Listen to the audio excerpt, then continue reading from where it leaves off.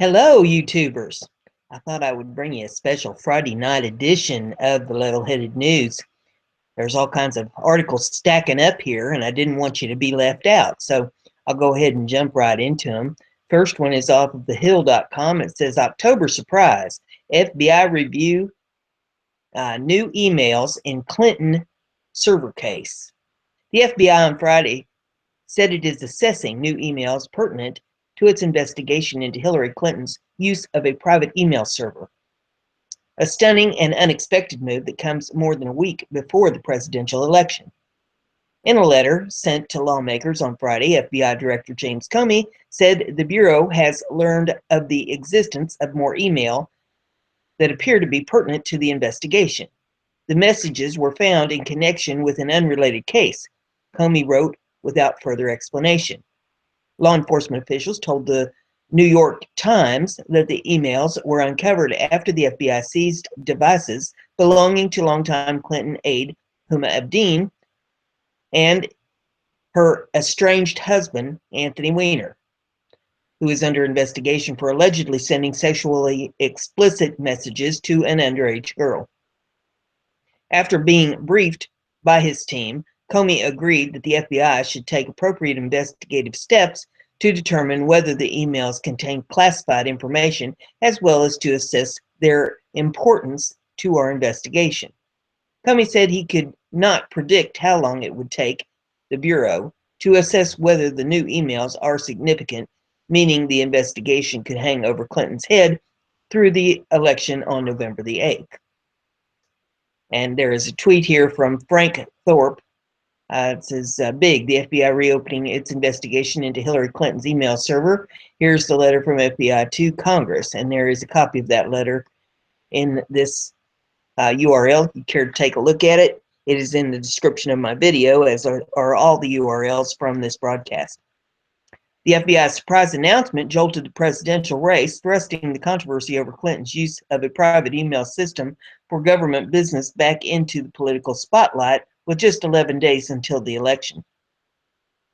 Clinton's Republican opponent, Donald Trump, has attacked her over the server, arguing it should disqualify her from being president. He seized on FBI's decision at a rally Friday afternoon as he seeks to make up ground in the polls.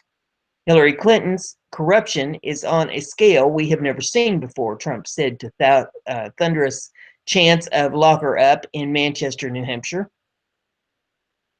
We must not let her take her criminal scheme into office. I have great respect for the FBI and Department of Justice have the courage to right the horrible mistake they've made. Republicans and other critics of Clinton jumped on the timing of the announcement as an indicator that the FBI had found serious evidence that she or her aides committed a crime. The FBI's decision to reopen its investigation into Secretary Clinton reinforces what the House Judiciary Committee has been saying for months.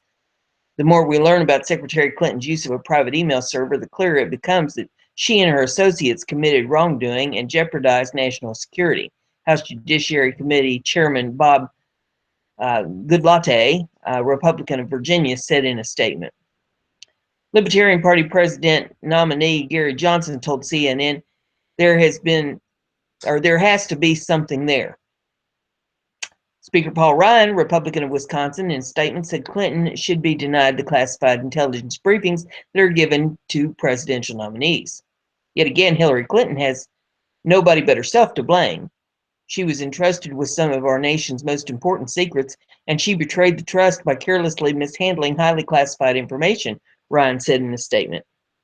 The decision, long overdue, is the result of her reckless use of a private email server and her refusal to be forthcoming with federal investigators. I renew my call for the Director of National Intelligence to suspend all classified briefings for Secretary Clinton until this matter is fully resolved. Yet Comey's brief letter Friday left many things unanswered, including who sent the emails. A senior law enforcement official told NBC News that the letter was sent to Capitol Hill out of an abundance of caution. The question of timing of the announcement and said the FBI owes the public a fuller explanation. Director Comey should give more complete explanation. Is this reviewing newly found emails? Is this reopening too much at stake? Tweeted John Weaver, who worked on the presidential campaign of Ohio Governor John Kasich. The FBI in July said it had completed its year-long probe into whether the former Secretary of State mishandled classified information on her personal server. The investigation was never formally closed from an administrative standpoint. Comey, at the time, called Clinton extremely careless, but declined the recommended criminal charges to the Justice Department, outraging Republicans who said she should have been indicted. The FBI director repeatedly said Clinton's use of the server did not rise to the level of criminal behavior because investigators were unable to amass any evidence that she had intent to mishandle classified information. The probe did reveal that some information marked classified at the time passed through the servers. Clinton has apologized for her use of the private setup, calling it a mistake. The FBI investigation has been under fierce scrutiny from lawmakers, Trump and conservative groups who believe Clinton received preferential treatment from the Justice Department under President Obama's administration. The Bureau has made public hundreds of pages of documents related to the probe, including official summaries of interviews done by investigators, and the State Department is releasing batches of emails uncovered during the investigation. Critics of the Justice Department's decision not only charged Clinton in the case, have seized on individual revelations in these documents as evidence that the investigation was mishandled.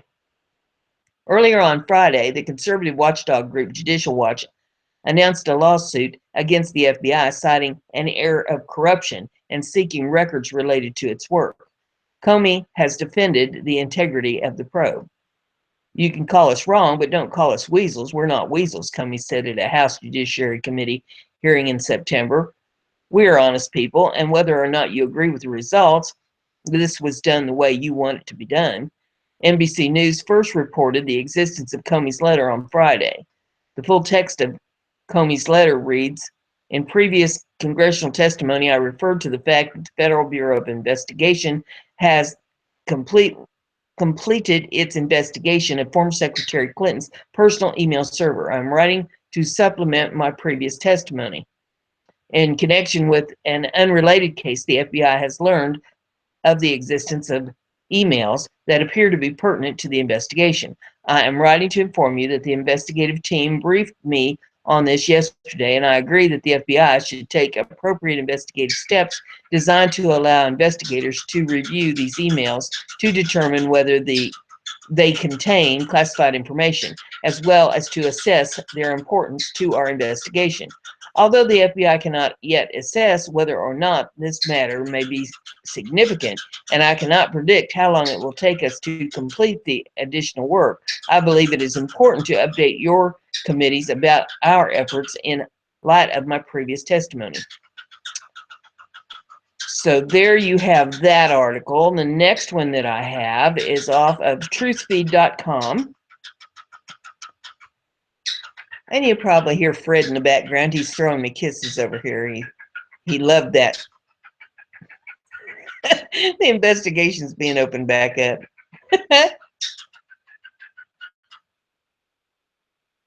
He's giving the bird brain report while I'm waiting for the hamster to get this article up on the screen here so I can read it.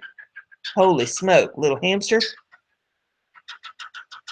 There we go. He's moving now. Let's see. It says exposed. FBI Director James Comey exposed Clinton Foundation's connections. Washington, D.C. A review of FBI Director James Comey's professional history and relationships show that the Obama cabinet leader, now under fire for his handling of the investigation of Hillary Clinton, is deeply entrenched in the big money cronyism culture of Washington, D.C. His personal and professional relationships, all undisclosed, as he announced the Bureau would not prosecute Clinton, reinforced bipartisan concerns that he may have politicized the crime probe. These concerns focused on millions of dollars that Comey accepted from Clinton Foundation defense contractor. Comey's former membership on a Clinton Foundation corporate partner board and his surprising financial relationship with his brother, Peter Comey, who works at the law firm that does the Clinton Foundation's taxes. When President Obama nominated Comey to become the FBI director in 2013, Comey promised the United States Senate that he would recuse himself on all cases involving former employers. But Comey earned $6 million in 1 year alone from Lockheed Martin. Lockheed Martin became a Clinton Foundation donor that very year. Comey served as Deputy Attorney General under John Ashcroft for 2 years of the Bush administration. When he left the Bush administration, he went directly to Lockheed Martin and became vice president, acting as general counsel. How much money did James Comey make from Lockheed Martin in his last year with the company, which he left in 2010? More than $6 million in compensation. Lockheed Martin is a Clinton Foundation donor. The company admitted to becoming a Clinton Global Initiative member in 2010. According to our records, Lockheed Martin is also a member of the American Chamber of Commerce in Egypt, which paid Bill Clinton $250,000 to deliver a speech in 2010. In 2010, Lockheed Martin won 17 approvals for private contracts from the Hillary Clinton State Department. In 2013, Comey became board member, a director, and a Financial System Vulnerabilities Committee member of the London bank HSBC Holdings. Mr. Comey's appointment will be for an initial 3-year term, which, subject to election by shareholders, will expire at the conclusion of 2016 annual general meeting, according to HSBC company records. HSBC Holdings and its various philanthropic branches routinely partner with the Clinton Foundation. For instance, HSBC Holdings has partnered with the Deutsche Bank through the Clinton Foundation to retrofit 1,500 to 2,500 housing units, primarily in the low to moderate income sector in New York City. Retrofitting refers to a green initiative to conserve energy in commercial housing units. Clinton Foundation records show that the foundation project, that the foundation projected $1 billion in financing for this green initiative to conserve people's energy in low-income housing units.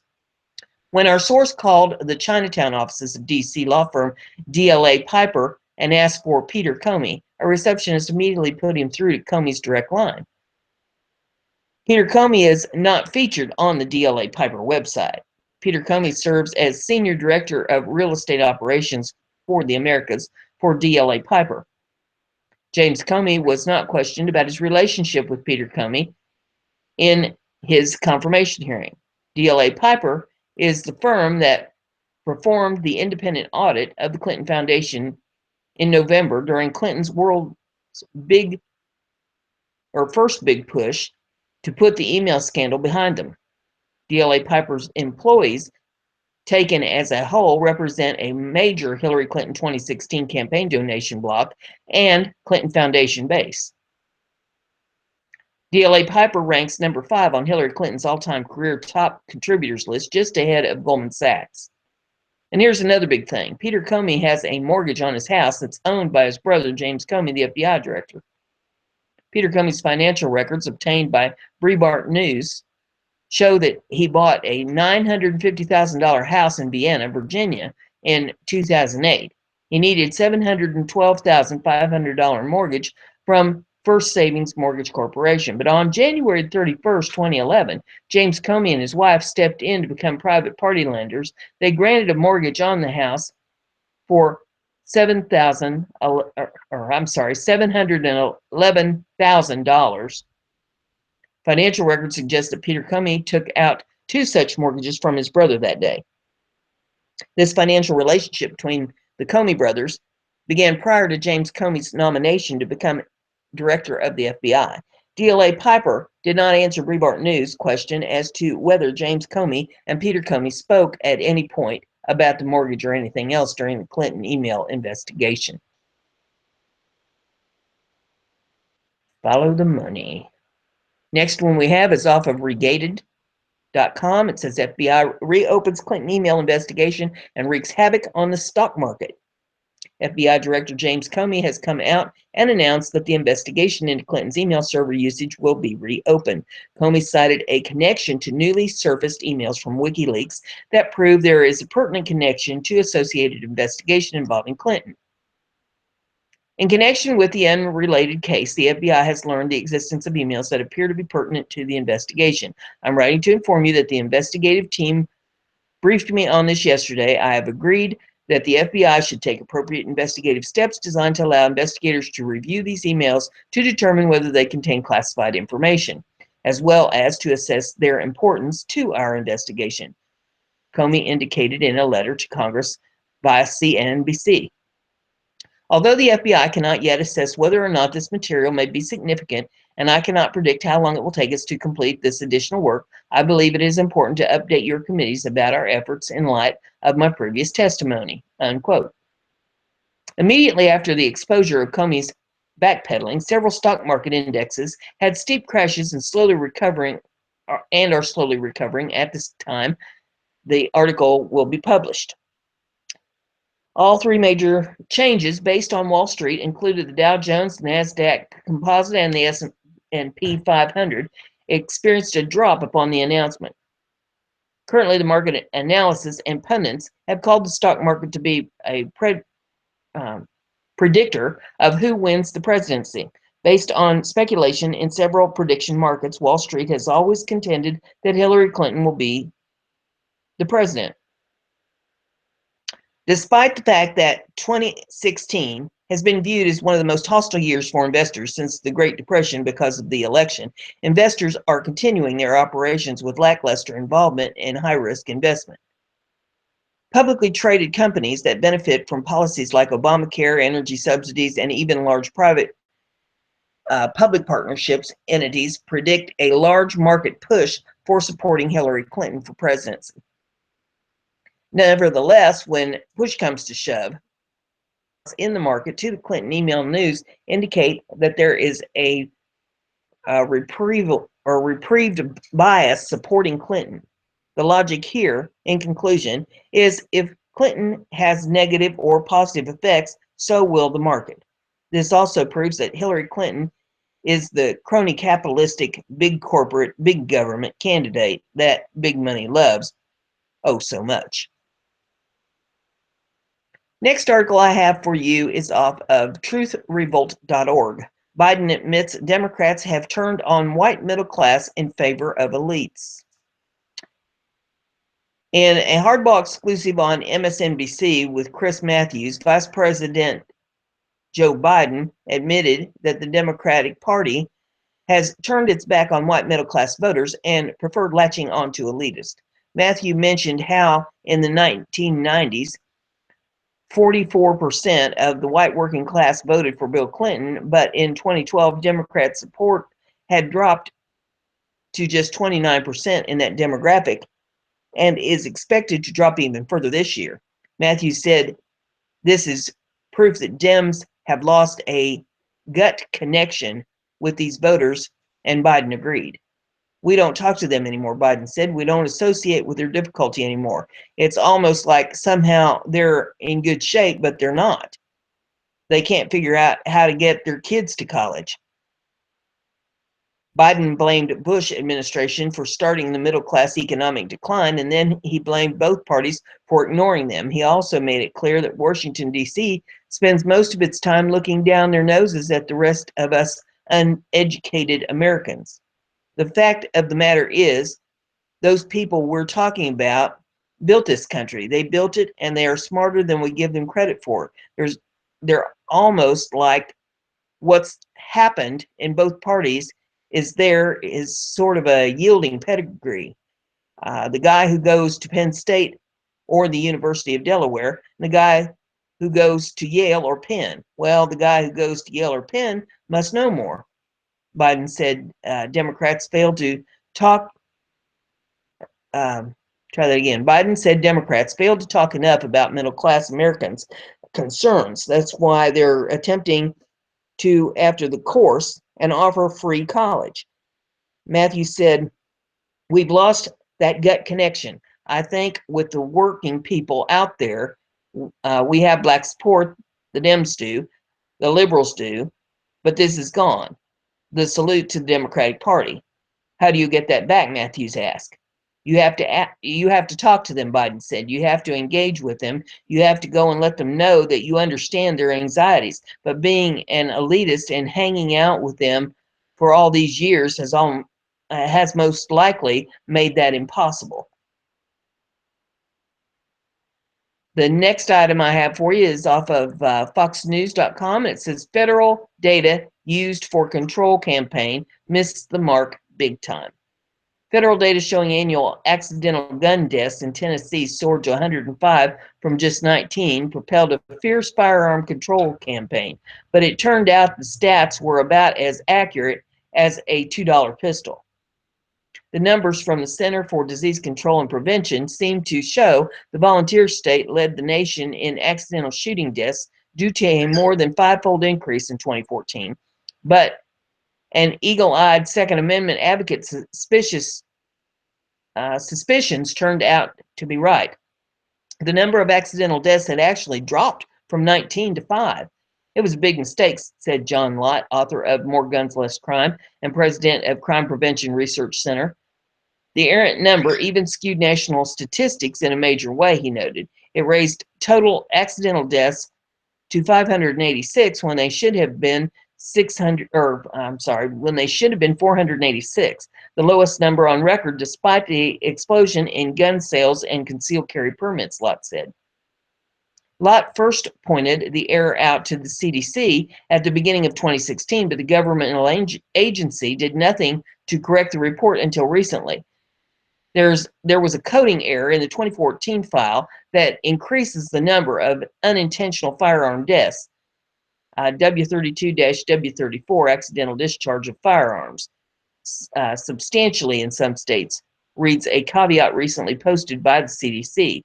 The error was not technically isolated to any particular state, but because of the nature of the error, data from some states such as Tennessee and North Carolina were affected more than others in 2014.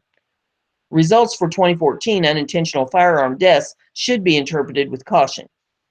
As recently as last month, the Safe Tennessee Project cited the 2014 data in its campaign.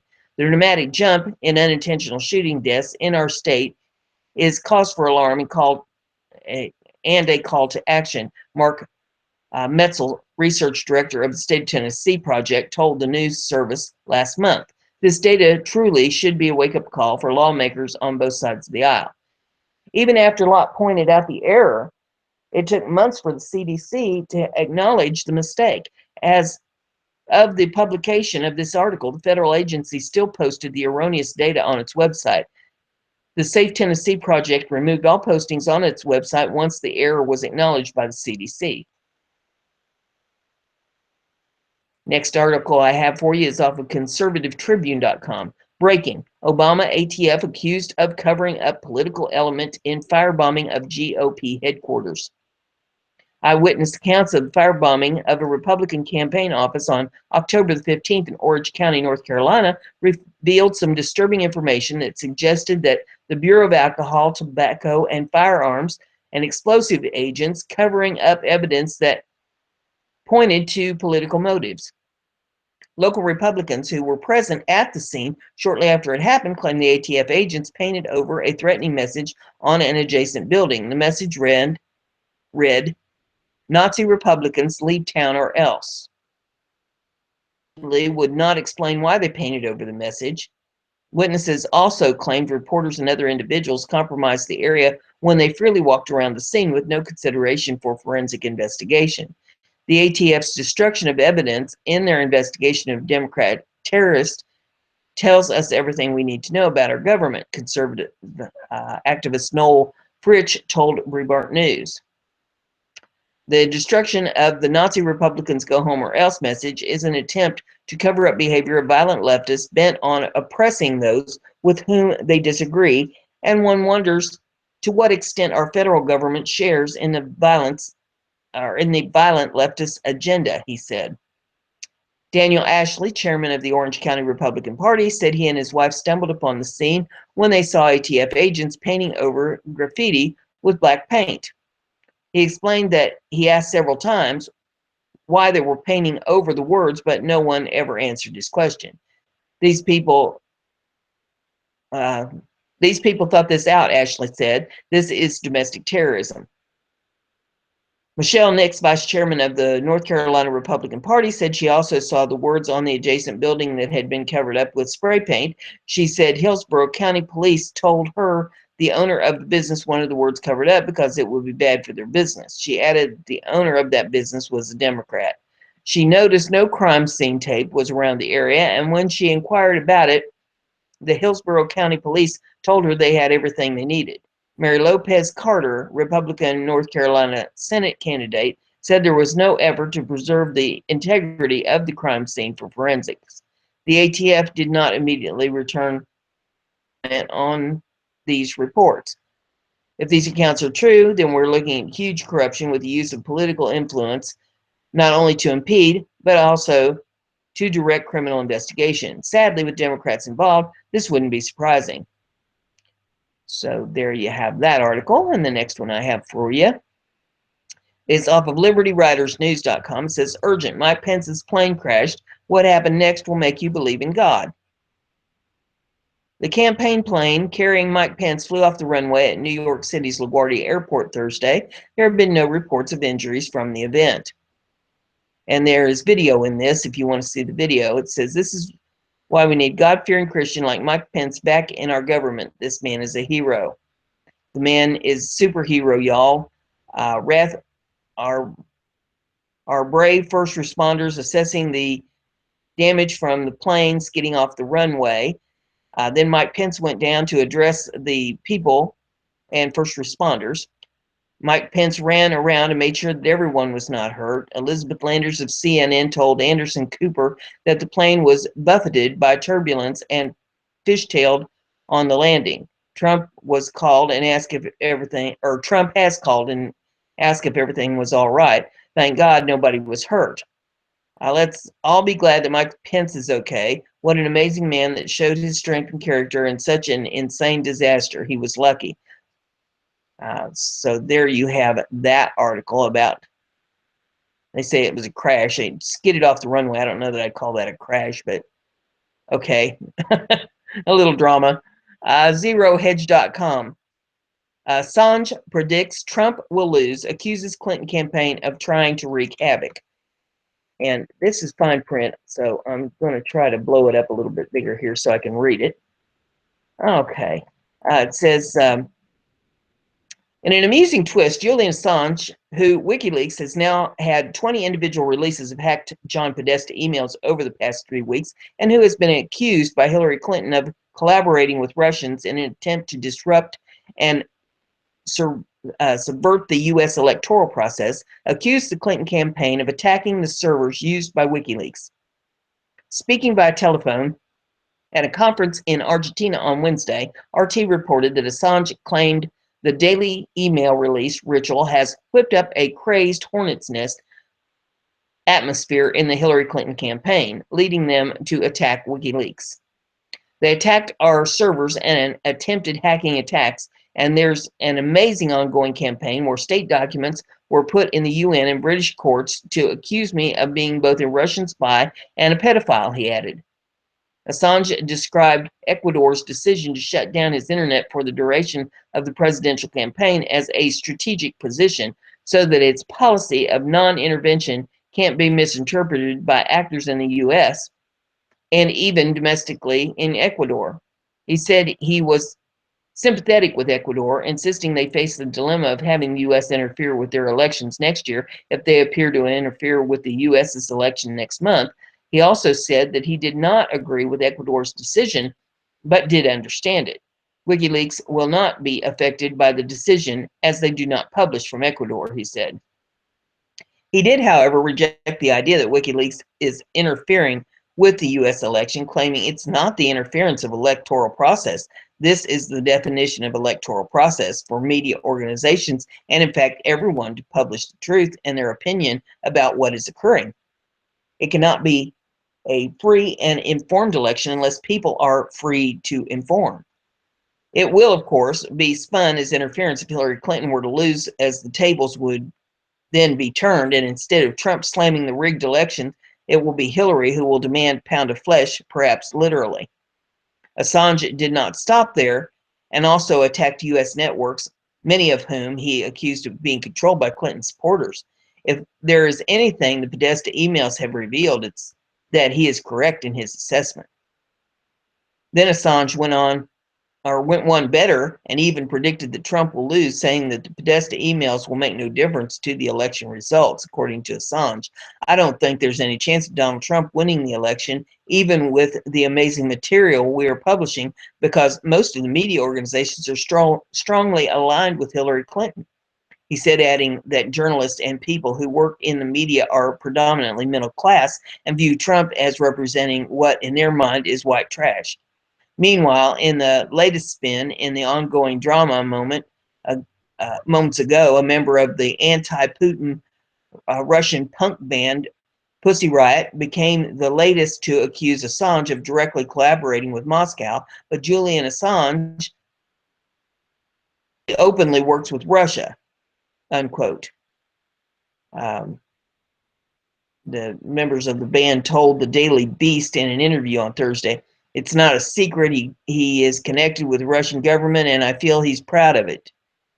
I generally support the works that WikiLeaks is doing, but I'm not that thrilled about his decisions that are unethical, in my view, concerning his connection to the Russian government,"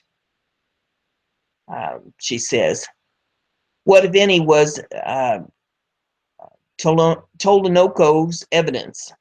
The Pussy Riot member said she visited Assange at the Ecuadorian embassy in London 2 years ago, saying their meeting convinced her WikiLeaks has ties to the Kremlin. He couldn't deny it, Tolokano said. He often works with Russian propaganda machine and he doesn't try to hide it. Julian Assange doesn't try to hide that fact because he hosts the Ecuadorian embassy, the editor-in-chief of the Russian propaganda team, Russia Today, and he has projects with him, she added. RT has repeatedly denied that it collaborates with Assange. However, at this late stage in the game, we have long since moved past the evidentiary phase and word-of-mouth accusations that are the norm.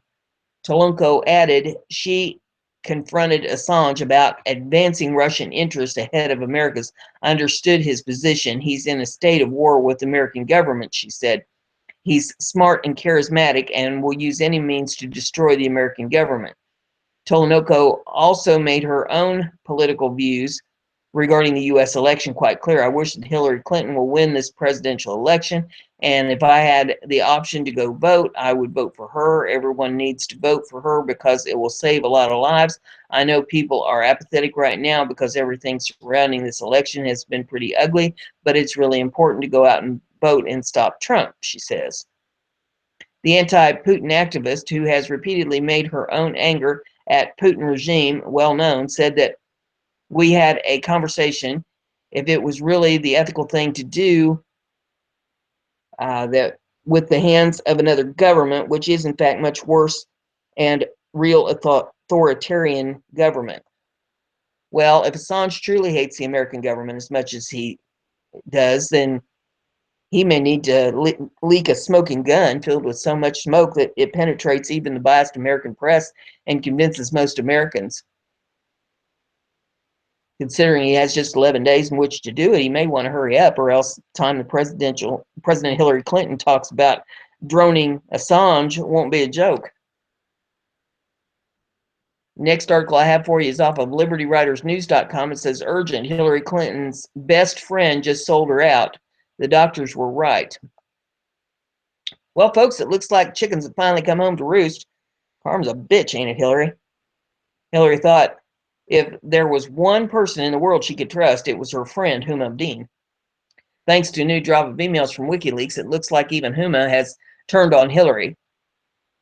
Her and John Podesta apparently sent a ton of emails right before her campaign started about Hillary Clinton's brain damage. The most damning of all the emails from Huma read, "She, Hillary Clinton, is still not perfect in the head." And there's a copy of that email here if you want to take a look at it in this article. It says the message was sent as a warning to Hillary Clinton's campaign staffers to stick to the notes since Hillary couldn't think clearly. Now, I am no doctor, but if even your closest friends are talking behind your back about you having head problems, that's probably a sign you're sick. Too sick, in fact, to run for president.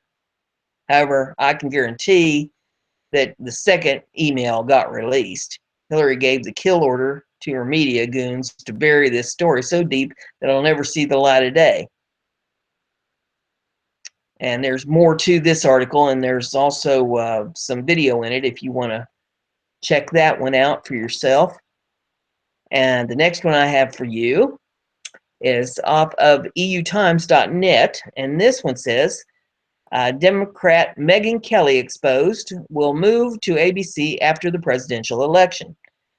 Megyn Kelly will co-host Live with Kelly alongside Kelly Ripa on the morning after the presidential election, November the 9th.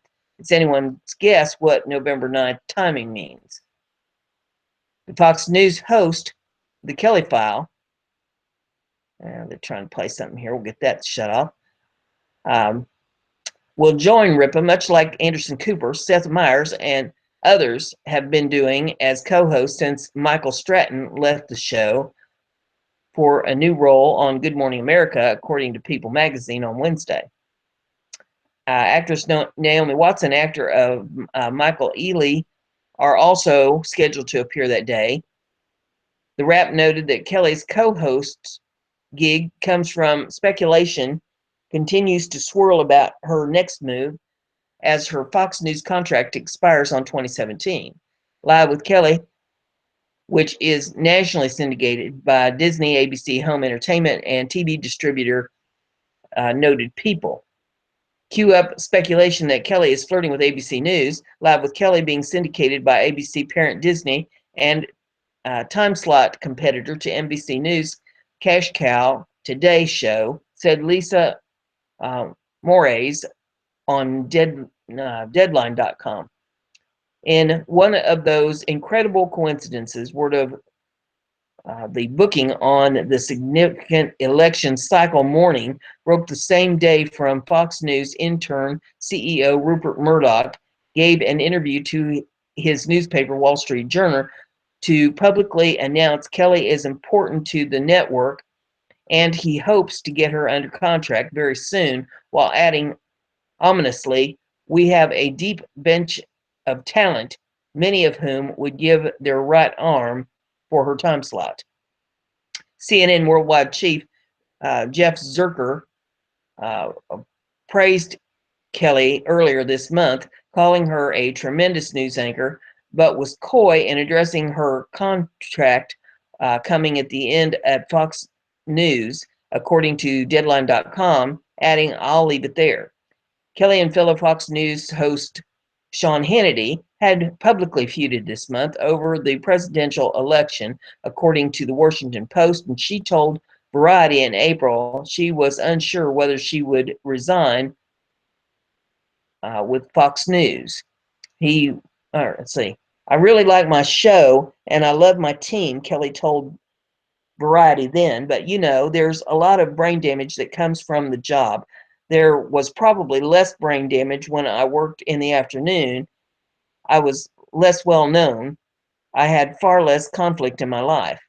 I also have 3 kids who are soon going to be in school from 8 to 3.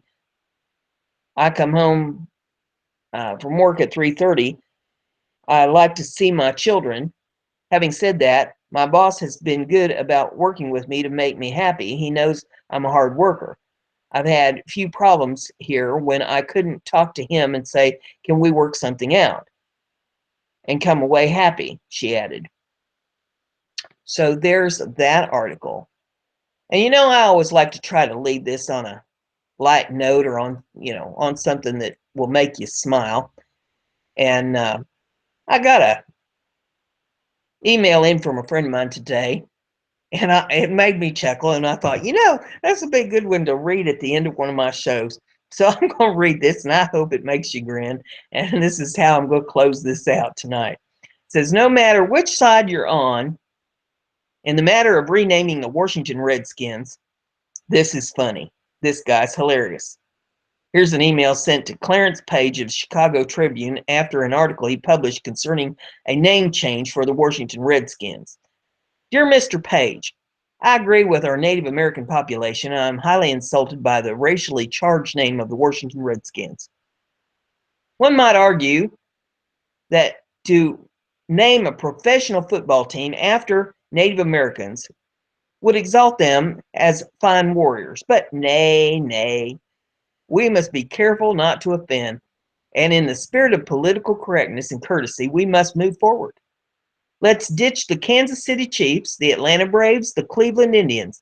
If your shorts are in a wad because of the reference to the name Redskins makes to the skin color, then we need to get rid of the Cleveland Browns. The Carolina Panthers obviously were named to keep memory of the militant blacks from the 60s alive. Gone. It's offensive to us white folks. The New York Yankees offend the Southern population. Do you see a team name for the Confederacy? No. There's no room for any reference to tragic war that cost this country so many young men's lives. I'm also offended by the blatant references to the Catholic religion among our sports team names. Totally inappropriate to have New Orleans Saints, the Los Angeles Angels, or the San Diego Padres. Then there's the team names that glorify criminals who raped and pillaged. We're talking about horrible Oakland Raiders, Minnesota Vikings, Tampa Bay Buccaneers, and the Pittsburgh Pirates. So there you go. We need to support any legislation that comes out to rectify this travesty because the government will likely become involved with this issue, as they should. The do-nothing Congress loves. I always love your articles, and I generally agree with them. As for the Redskins name, I would suggest they change the name to Foreskins to better represent their community, paying tribute to the dickheads in Congress. So there you have it. Bye.